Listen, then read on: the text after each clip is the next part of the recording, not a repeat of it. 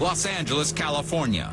On a rain-slick freeway, tragedy shuts down 4 lanes of traffic. The semi-truck has toppled over. It's a nightmarish accident, and it gets worse. We're told that there's a small car that's pinned underneath.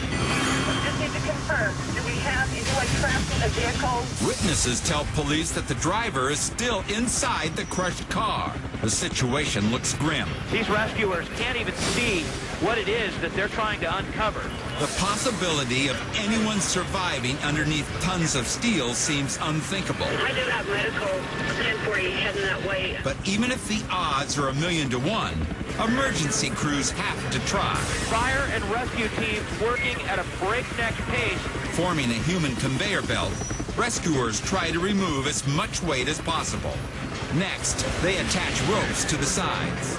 But lifting a truck like this requires heavy machinery. As the crane slowly heaves the trailer up, police and rescuers prepare for the worst. This is extremely dangerous. Finally, they lift away the truck. It looks like he's moving. It's the driver, still breathing. Rescuers quickly use the jaws of life to pry open the mangled door. He's getting out. I don't believe it. Amazingly, the driver steps out.